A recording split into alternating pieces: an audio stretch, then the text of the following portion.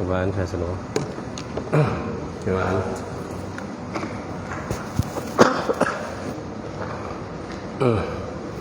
InsyaAllah kita mulakan kuliah maghrib pada malam ini dengan kita sama-sama membaca Al-Quran ila hadratil Nabi Muhammadin Mustafa Rasulullah sallallahu alaihi wasallam wa ala al-kiram wa ashab ridha musyabilah al-Fatihah. A'udzu billahi minasy syaithanir rajim.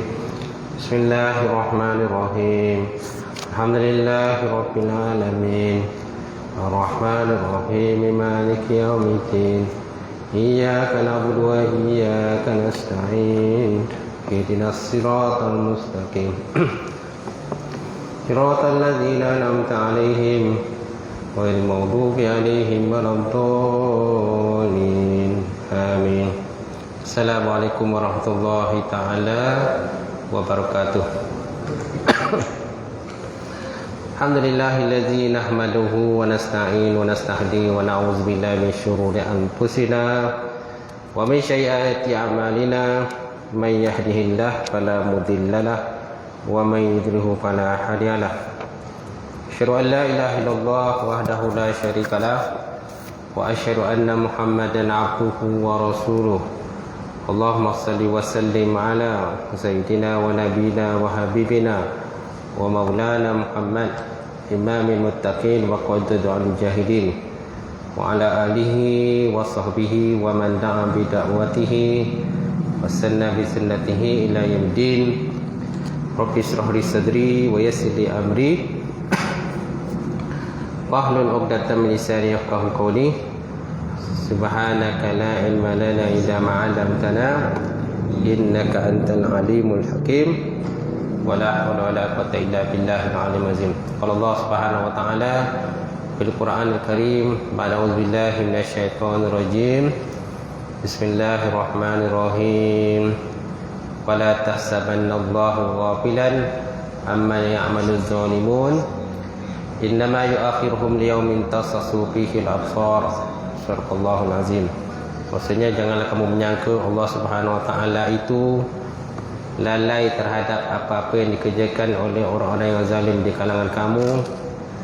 Hanya saja mereka itu ditangguhkan azab oleh Allah Subhanahu wa ta'ala sehingga mata mereka itu akan terbeliak melihat azab Allah Subhanahu wa ta'ala. Waqala Nabi sallallahu alaihi wa ala alihi wa sahbihi wa baraka wa sallam, may yuridullahu bihi khairan yufaqihu fiddin. Maksudnya barang siapa dikenaki Allah Ta'ala akan kebajikan dan saya berikan kepahaman di dalam bidang agama. Nawaitu ta'alluma wa ta'lim wa tazakkura wa tazkir wa naf'a wal intifa' wal ifadatu istifadah wal hasa ala tamassuki bi kitabillah wa sunnati rasulih wa du'a ila al-huda wa dalalati ila al-khairi ibtigha'a wajhillah wa qurbihi wa sawabihi subhanahu wa ta'ala. Yang dihormati Bismillahkan Fadil Tuan-Tuan Imam, seluruhnya Bismillahkan Tuan Bilal, kemudian pengurusi masjid, jawatan kuasa masjid, pengurusi lah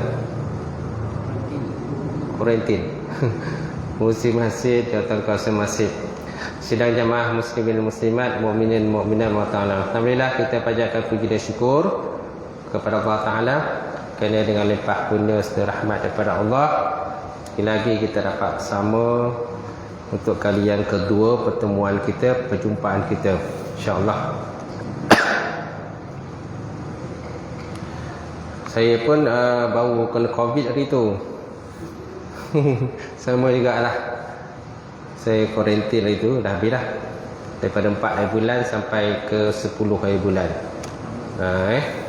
Ramai yang kena COVID tuan kat ofis saya tu, kat pusat dakwah tu.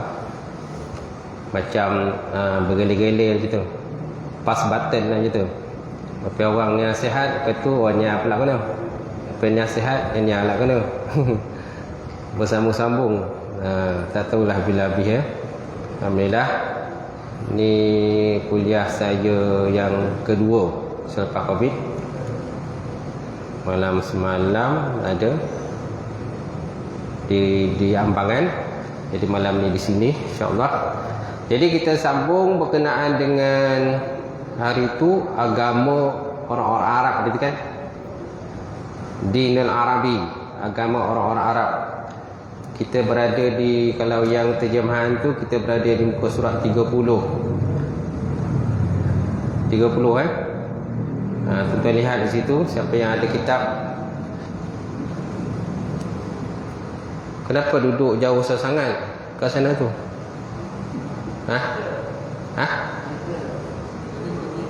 Covid. Covid. Penjarakan lah, yalah. Tapi itu jarak sangat tu. Lebih daripada 1 meter penjarakan. Ni kalau boleh dekat sikit lah. Ada kursi yang boleh sandar tu kan. Boleh dekat sikit. Kalau para sahabat dia dekat dengan Nabi bila dalam program pengajian ilmu, sampaikan lutut tu bertemu lutut. Ya, silakan. Lutut bertemu lutut kerana nak mengambil keberkatan dalam pengajian ilmu itulah. Jadi kalau boleh kita dekat sikit, dengan duduk jauh. Baik, insya-Allah. Jadi malam ini kita sambung orang antara tokoh ataupun pembesar daripada suku Al-Khaza'ah, kan, suku yang menguasai Arab. Sebelum tu yang dikuasai oleh Arab ini ialah suku Jurhum. Namanya suku Jurhum. Bila suku Jurhum ni kalah dalam peperangan, jadi dikuasai oleh suku Al-Khaza'ah, dan ketuanya itulah Amr bin Lu'ay. Amr bin Lu'ay ni macam cerita itu, dia ni antara orang yang kuat agama. Dia ni orang kuat agama. Dan dia menganut agama ajaran Nabi Ibrahim AS sebelum tu. Termasuklah dalam mengajarkan ibadah-ibadah yang ikut kepada ajaran Ibrahim yang hanif, yang lurus. Tetapi satu hari dia pergi ke negara Syam. Sampai di Syam dia tengok orang-orang Syam ni menyembah patung berhala. Jadi dia anggap benda tu benda baik. Kerana Syam ni termasuk dalam tempat orang kata banyak kelahiran para nabi dan para rasul. Jadi dia anggap benda ni benda betul lah, baik. Maka akhirnya dia bawa balik ke Mekah. Bawa balik ke Mekah, dan di antara berhala yang besar yang dia bawa balik itu yang namanya Hubal. Dan Hubal itu letak di dalam Kaabah. Dan dia mengajak orang-orang Arab supaya menyembah Hubal. Tuan-tuan, yang peliknya orang Arab ni pula mudah terpengaruh. Ni yang susah ni, tuan-tuan. Jenis orang yang mudah terpengaruh. Mana iman dia pun macam, yelah, tak kuat lah. Iman tak kuat, tak mantap dan sebagainya. Jadi kemungkinan besar masa tu dah jauh daripada para nabi dan rasul yang sebelumnya. Jadi kekuatan iman mereka tu dah goyang. Dan orang-orang yang diharapkan pula pun tak boleh harap. Amr bin Lu'ay ni antara orang kata orang agama yang hebat. Dia menjadi pakar rujukan kepada mereka. Jadi bila dah pakar rujukan pun dah mengajak sembah patung, kita pun apa lagi, dia kata, kita pun jomlah sembah patung sekali. Takkanlah Amr bin Lu'ay ni nak ajak benda tak elok, dia kata. Itulah yang bermulanya tu, tuan-tuan. Akhirnya mereka sambunglah sembah patung berhala. Dan Amr bin Lu'ay ni sebutkan sebelum ini bahawa dia ni antara kelebihannya dia boleh melihat jin. Dan jin telah tunjukkan kepada dia berhala-berhala kaum Nabi Nuh seperti Wa'ad, Suwa, Yawus dan Nas yang tertanam di Jeddah. Dan dia jumpa patung-patung tu dan digali-gali dan dibagi kepada mana-mana kabilah-kabilah yang datang menunaikan haji ke Mekah masa itu, maka dibagi sesuatu buat balik. Gitu. Yang paling macam tadilah, mudah terpengaruh. Jadi kekuatan iman tu tak mantap. Sebabnya perlu ditanamkan iman yang mantap pada diri kita, kepada ahli keluarga kita, anak kita, anak cucu kita, kita guna puan mantap. Kalau iman tak mantap memang susah lah. Mudah saja apa yang datang daripada luar akan mempengaruhi kehidupan anak-anak kita, cucu kita dan sebagainya. Itu penting akidah dalam kehidupan kita. Tuan-tuan. Jadi mereka menyangka bahawa segala yang diadakan oleh Amru bil Lu'ai ini termasuk dalam bid'ah. Amru bil Lu'ai fahuwa bid'ah hasanah. Walaysa bitaghyiri di din Ibrahim alaihissalam, dia kata. Mereka menyangka bahawa apa yang diadakan Amru bil Lu'ai ini termasuk dalam bid'ah hasanah, dia kata. Ni tak apa ni, dia kata baik, bagus. Kan?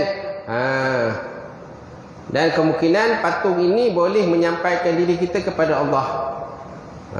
Wa ma yuqarribuna ila Allahi zulfa. Kan apa yang kau sebut? Tiadalah yang kami sembah ini kecuali semuanya akan mendekatkan diri. Wa ma na'buduhum illa yuqallibuna ila Allahi zulfa. Surah Az-Zumar. Tiada kami sembah akan mereka kecuali untuk mendekatkan diri kami kepada Allah Ta'ala dengan sedekat-dekatnya. Itu sangkaan mereka lah. Sangkaan mereka je, seolah-olahnya kalau disembah patung ni dekat dirinya kepada Allah Ta'ala lagi. Tapi itu bukan agama Ibrahim alaihissalam. Ibrahim kalau tanya pun, aku pun tak pernah ajar macam tu, dia kata. Kalau Nabi Ibrahim tu datang kepada mereka, kan, tanya kepada Ibrahim, wahai Ibrahim, adakah kau ajar macam ni? Dia tak ada, aku tak pernah ajar pun. Aku mengajar isi mereka dalam penyembahan berhala itu ialah yang pertama, dia kata mereka beriktikaf di hadapan berhala-berhala dan mengadu kepadanya. Masya Allah. Mereka beriktikaf, beriktikaf kepada berhala-berhala tadi, kemudian mengadulah kalau ada masalah apa-apa, mengadulah kepada berhala. Kemudian menyeru-nyerunya serta meminta pertolongan di saat-saat genting. Wa yastaghisūnahu fisyada'id, dia kata dalam Arabnya. Mereka mengadu, minta tolong kalau ada mereka susah ke, contohnya kehilangan harta benda, kematian orang yang dikasihi, ataupun contohnya berlakunya kemarau yang panjang, ataupun berlakunya apa sajalah, kehilangan harta benda, kecurian dan sebagainya, kematian orang yang mereka kasih. Lalu mereka pun mengadulah kepada patung-patung berhala tadi, yang kononnya patung-patung itu boleh memberikan bantuan dan pertolongan kepada mereka, insya-Allah. Dan mereka pun konon jadi syafaat lah, mutaqidina annaha tashfa'u indallah wa hattaqu lahum ma yuridun. Mereka beriktikad dan berpegangan bahawa ni patung berhala ni semua boleh beri syafaat, kita. Besok kalau kita susah semua, dia bantu kita. Besok kalau seandainya besok kita mati, kan, besok berlaku pada masyar, kan, penghimpun daripada masyar, insya-Allah ni patung ni akan bantu kita. Gitu. Sampai begitulah lagi dia punya sosek itu kan, kita sosek barik itulah. Masya-Allah. Dan masalahnya pula tuan-tuan, tak ada siapa yang nak bagi nasihat kepada Amru bil Lu'ai ni.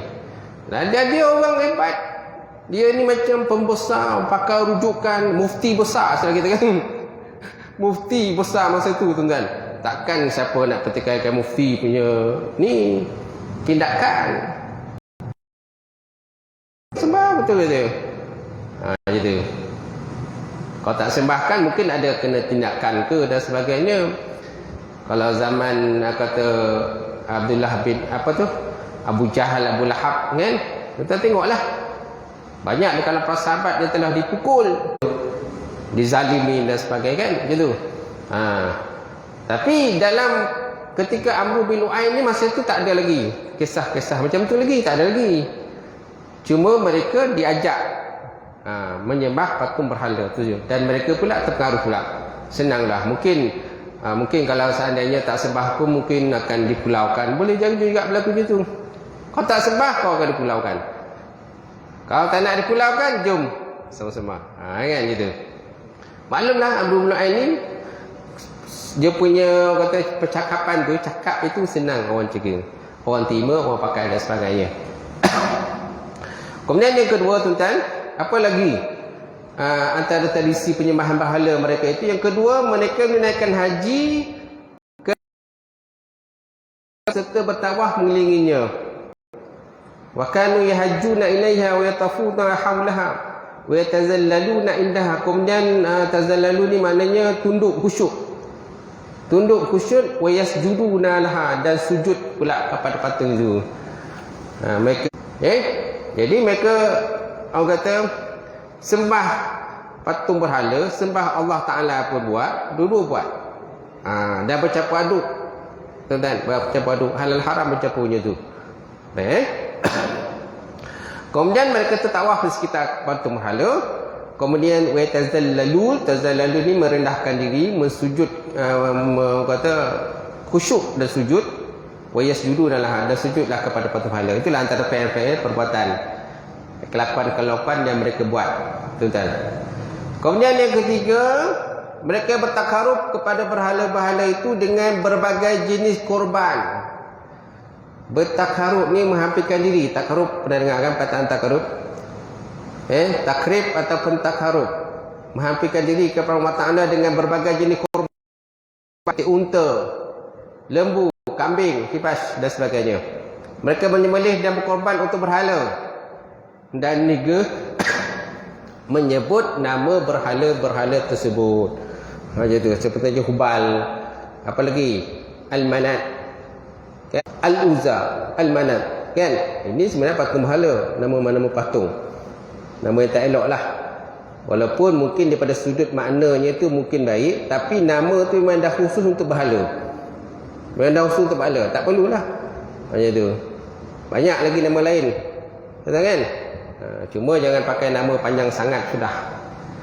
Sampai cikgu pun poning nak menulis nama anak cucu lah. Kan? Ponoh. Tak ada ruang nak tulis terlampau panjang sangat. Banyak. Kan zaman sekarang ni budak-budak. Baik. Jadi mereka bertakarub kepada berhala itu dengan berbagai jenis kurban. Mereka menyembelih dan berkorban untuk berhala. Kemudian disebut nama berhala. Allah Ta'ala sebut dalam Quran, zubiha ala nusubi wa ma nuzibiha wa ma zubiha ala nusubi, dan yang disembelih atas nama berhala. Yang disembelih atas nama berhala. Kemudian Allah Ta'ala sebut dalam Quran, dia kata wa ma ta'kulu mimma lam yazkar halal. Tapi naklah kita sebut nama Allah. Kita sebut nama Allah ataupun niatkan untuk Allah Subhanahu wa Ta'ala. Bismillah, kan? Tak perlu sebut Ar-Rahman Ar-Rahim. Kita hanya sebut Bismillah sahaja, dengan nama Allah. Kenapa tak perlu sebut Ar-Rahman Ar-Rahim? Tak perlu sebut Ar-Rahman Ar-Rahim ini kerana Ar-Rahman maknanya Maha Pemurah, Ar-Rahim Maha Penyayang. Jadi dah situ ada perasaan belas kasihan kepada binatang. Jadi tak perlulah. Itu sebabnya hanya perlu sebut Bismillah sahaja. Kan? Bismillah. Kalau kita untuk korban apa?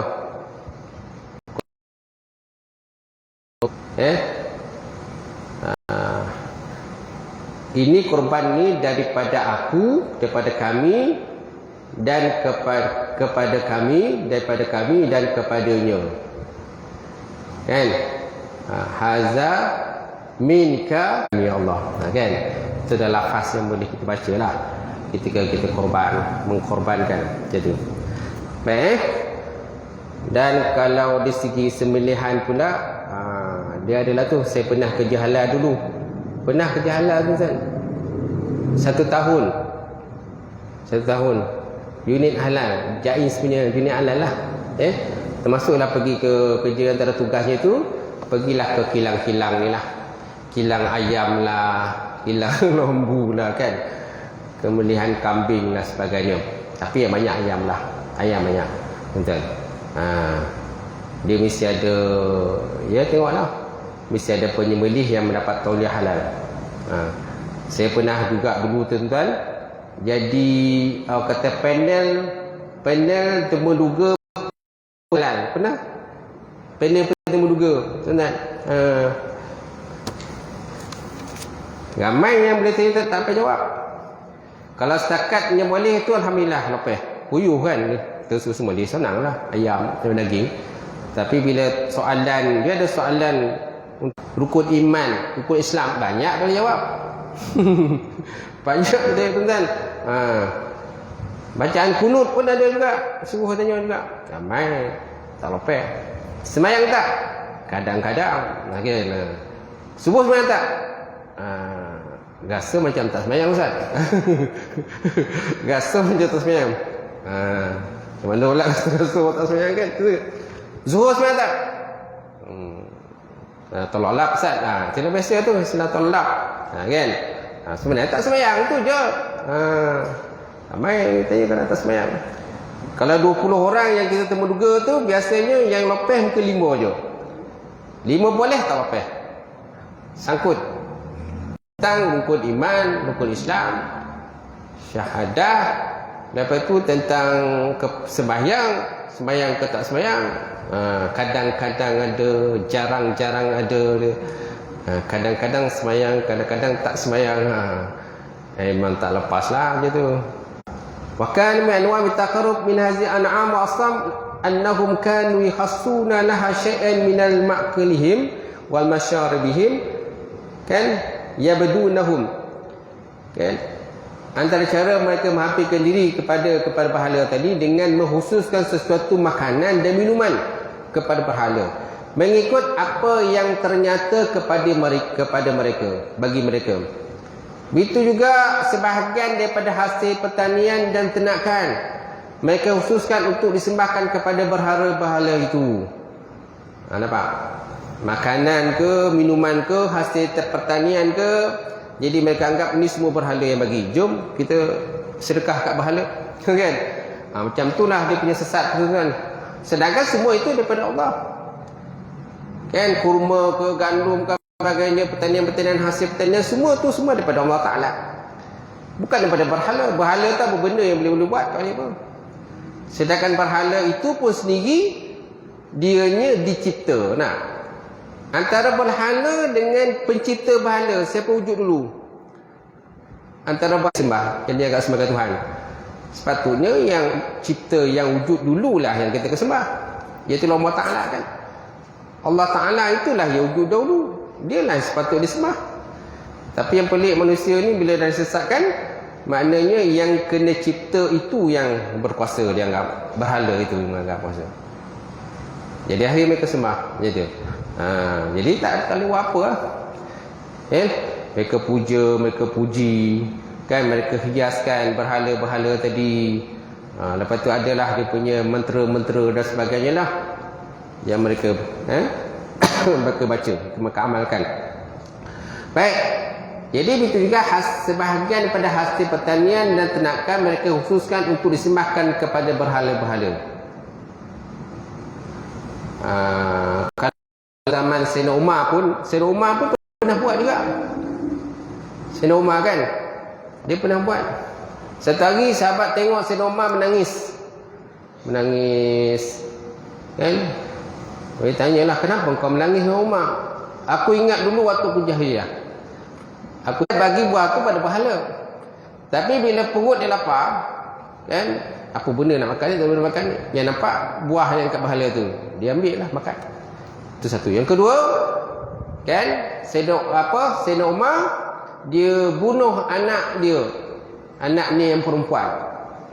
Dia bunuh anak dia hidup-hidup. Kan? Sebab apa? Dia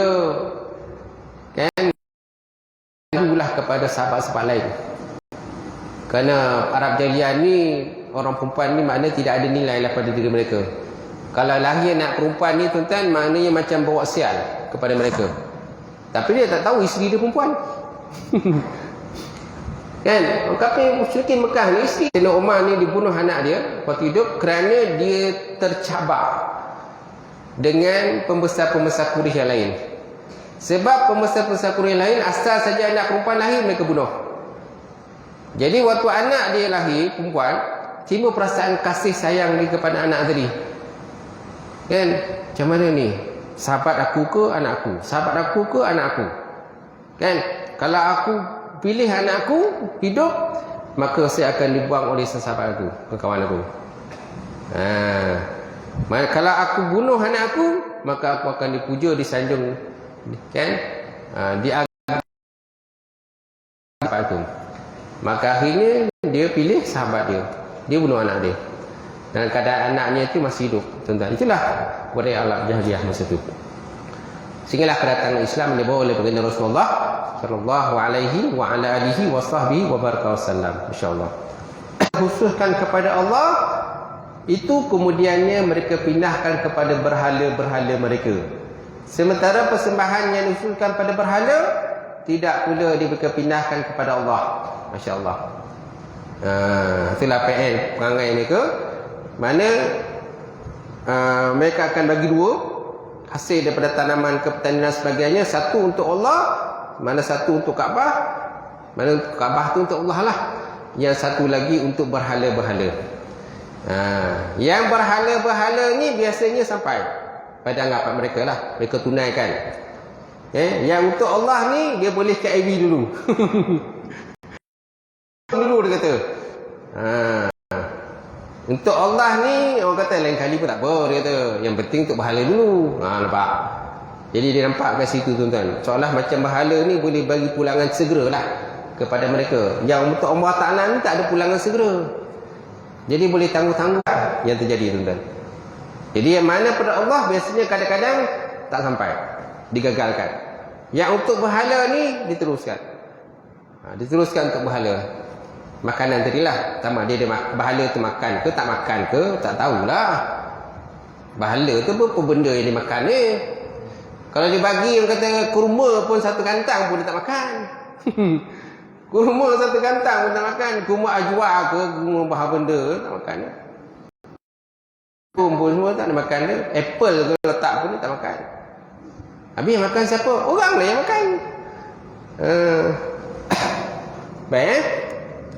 Jadi mereka punya sebab dan alasan tersendiri untuk berbuat demikian, tetapi kerap kali persembahan yang mereka khususkan kepada Allah. Waja'alu lillahi mimma zara'a minal hasi wal an'am nasiban faqalu hazi lillah haza lillah bizamihim wa haza li syurakaina fama kana li syurakaihim fala yasilu ila Allah wa ma kana lillah fa huwa yasilu ila syurakaihim.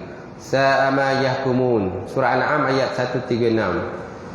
Maksudnya apa tuan-tuan? Wa ja'alu lillahi mimma zara'a minal harsi wal an'am nasiban. Dan mereka orang musyrik memperuntukkan daripada hasil tanaman dan binatang-binatang ternak yang dicipta oleh bahagiannya untuk Allah. Faqalu haza lillah. Dia kata, mereka berkata ini untuk Allah. Bahagiannya untuk Allah. Haza lillah bizamihim, dengan dakwaan mereka. Wa haza li syurakaina. Ini pula sebabkan li syurakaihim fala yasulu ila Allah. Nampak? Kan? Apa yang ditentukan untuk berhala-berhala mereka, ianya tidak sampai kepada Allah. Tak sampai tuan-tuan kepada Allah. Wa ma kana lillah bahwa yasilu ila syurakaihim. Maka apa-apa yang untuk Allah mereka sampai pada berhala. Boleh pindah-pindah tuan. Boleh pindah-pindah, tak ada masalah. Sa'ama yahkumun, amatlah jahat apa yang mereka hukumkan tadi tuan. Amatlah jahat, masya-Allah. Baik. Baik. Kemudian apakah ini penambahan sikit. Apakah balasan yang diterima oleh Amru bin Lu'ay? Saya tengok dalam kitab-kitab seperti Tafsir Al-Munir karangan Wabah Zuhaili, kemudian dalam kitab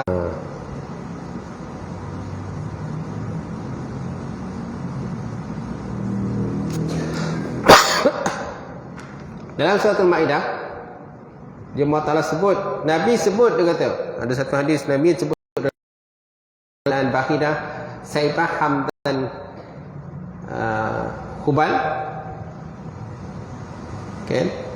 Ra'aitu jahannam yaqifu ba'duha ba'dan wa ra'aitu amran yajuru kusbuha an a'ahu wa huwa awalu man yajuru kusbuha. Dan aku melihat Amru bin Lu'ay, Amran ni Amru bin Lu'ay, menarikkan isi perutnya.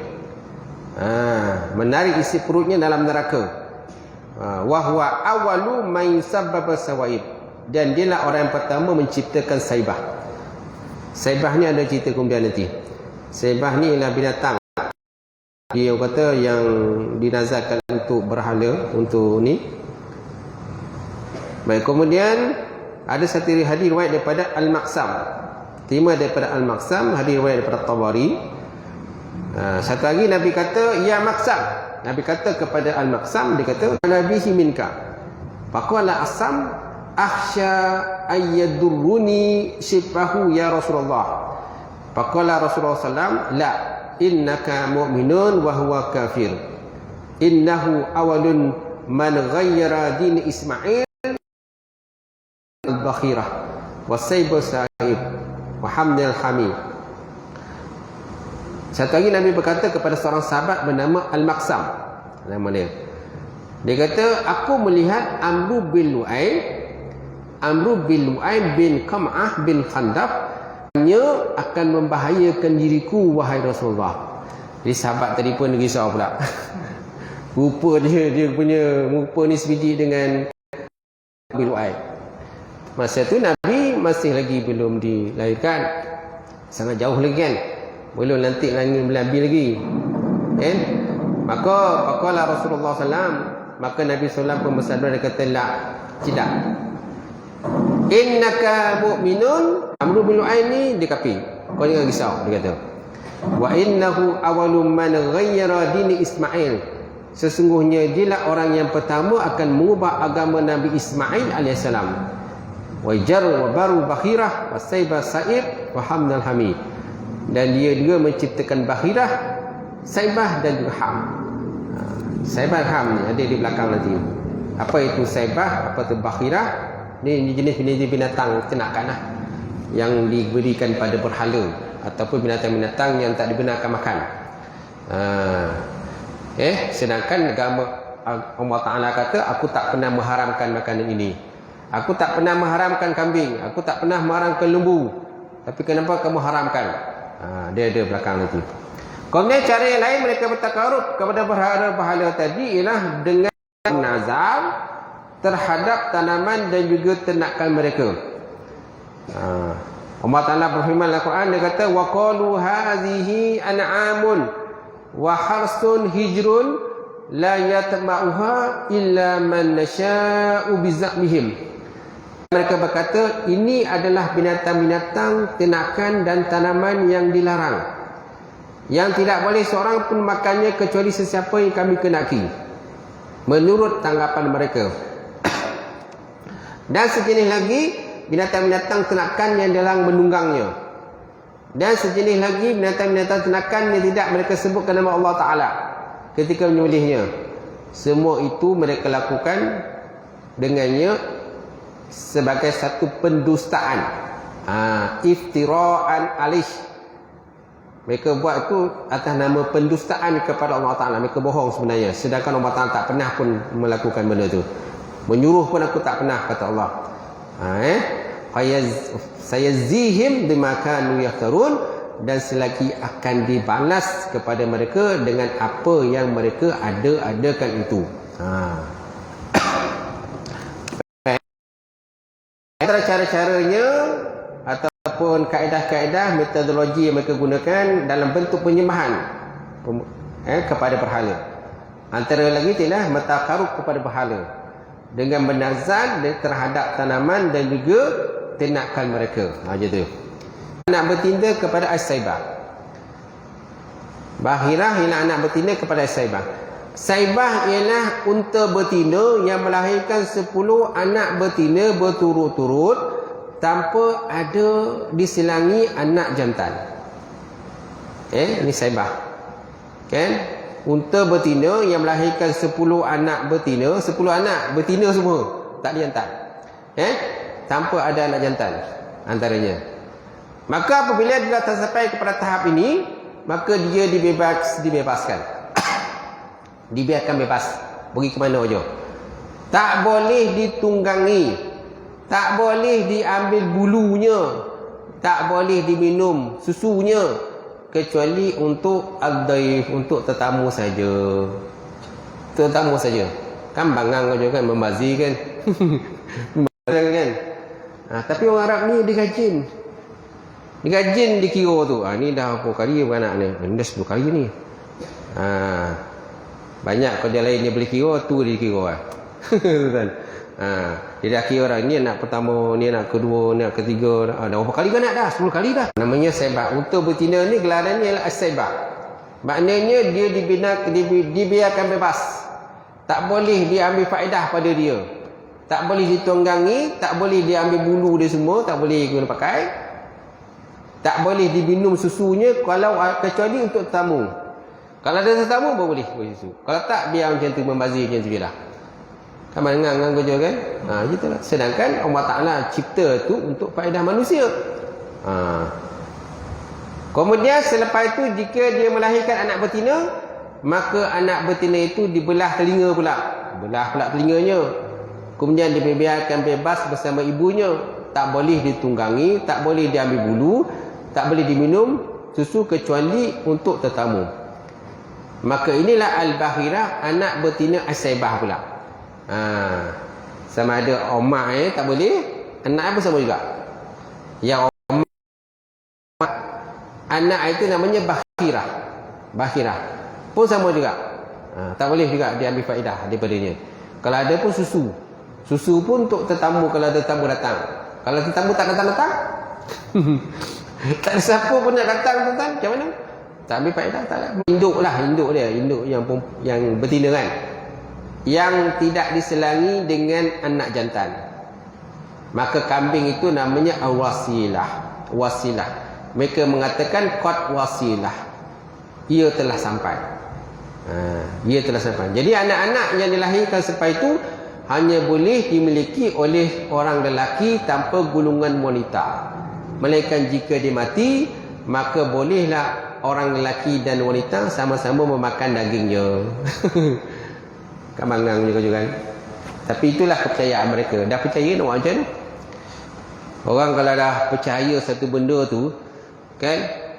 Contohnya kat situ ada hantu. Kan? Kau jangan kelalu ke pokok besar tu ada hantu. Ada hantu tu.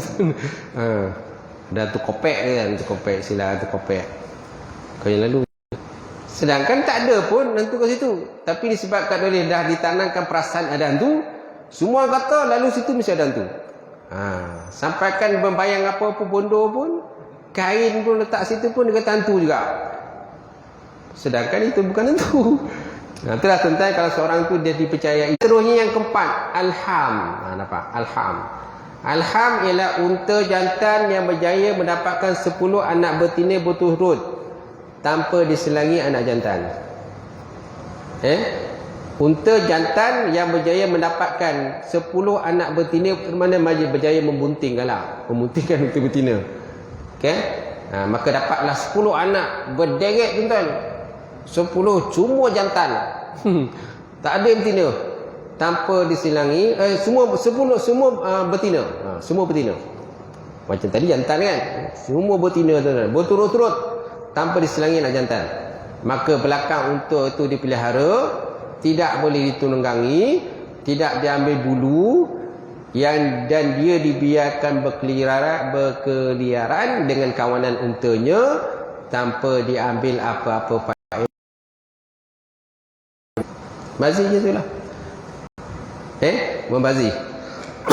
Sedangkan Islam kan telah menghalalkan benda yang halal. Innal halalun bayyinun wa innal haramun bayyinun wa umurun bainahuma mutasyabihat. Okey. Orang yang makan benda yang syubhat itu dimakan seperti orang yang menggembala di sekitar kawasan larangan. Kan? Apa terjadi kalau kita memelihara binatang di sekitar kawasan larangan? Lambat laun binatang itu pasti akan menceroboh masuk dalam kawasan larangan tersebut. Itulah ibaratnya. Kalau kita duduk antara halal dan haram, duduk tengah-tengah benda syubhat, tak jelas haram. Tersebutlah hadis tu. Jadi dalam Quran memang dah sebutlah benda yang halal macam mana? Benda yang haram macam mana? Kalau benda haram, innamal hurimat alaikumul maitah wad-dammah wal lahmul khinzir, daging babi semua kan. Lepas tu bangkai-bangkai semua kan diharamkan oleh Allah Subhanahu Wa Taala. Benda yang tidak datang satu ayat menyatakan tentang pengharamannya. Malam yaridud dalil biharamihi. Benda yang halal itu ialah benda sesuatu tidak satu datang dalil menyatakan pengharamannya. Sedangkan benda wasilatin walaham walakin allazina kafaru yaftaruna 'ala Allahi al-kadzib wa aktsaruhum la ya'qilun. Maksudnya Allah Taala tidak sesekali mensyariatkan bahirah. Allah Taala tidak mensyariatkan saibah. Allah Taala juga tidak mensyariatkan wasilah. Dan Allah Taala juga tidak mensyariatkan alham. Akan tetapi orang kafir sentiasa mengada-ngadakan perkara dusta terhadap Allah Subhanahu Wa Taala, dan kebanyakan mereka tidak menggunakan akal pemikiran mereka. Tidak menggunakan akal pemikiran mereka. Dan satu lagi ayat, wa qalu ma fi butuni hadzal am khalisatan lizukurina wa haraman ala azwajina wa ayyakum maitatan fahum fihi syuraka zihim wasfahum innahu hakimun alim. Dan mereka berkata, apa yang ada dalam perut binatang-binatang ternakan ini, jika dilahirkan hidup adalah halal bagi lelaki kami dan haram bagi perempuan-perempuan kami, dan jika dilahirkan mati maka mereka Al-An'am ayat 139. Jadi tafsiran yang lain pula bermaksud binatang-binatang ternakan di dalam ayat ini. Okey tuan-tuan, boleh? Sampai situlah kita punya perbincangan kita untuk malam ni. Sampai situ. InsyaAllah akan datang kita sambung lagi dengan ayat-ayat lain pula, pembahasan seterusnya, InsyaAllah. Saya buka persoalan kalau ada. Ada persoalan? Kalau saya boleh jawab, saya jawab lah. Kalau tak boleh, saya jawab kemudian. Ada soalan?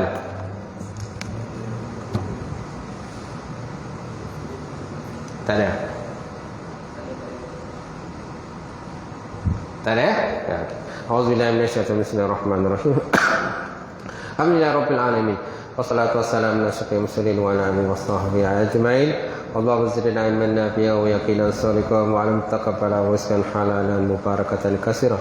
Wa sayyidina fata ya alim wa lana qulubana bi nuri ma'rifataka wa aftah lana futuhal arifin. Allahumma faqina fid din, Allahumma faqina fid din. Allahumma bisyaqa wa sul qada asma satina. Allahumma inna na'udzubika minal baras wal junun wal juzam wa sayil asqam ya arhamar rahimin. Tahassanna bi zitil jabarut wa tasamna bi rabbil malakut wa tawakkalna ala hayyil ladzi la yamut. Allahumma sif anna hadzal waba wa qina syarrar rada wa najjina minat ta'ni wa ta'un wal bala bi lutfika ya latif ya khabir ya arhamar rahim. Rabbana atina fid dunya hasanah wa fil akhirati hasanah wa qina azabannar. Subhana rabbika rabbil izzati amma yasifun wa salamun alal mursalin. Alhamdulillahi rabbil alamin. Qabalallahu minkum.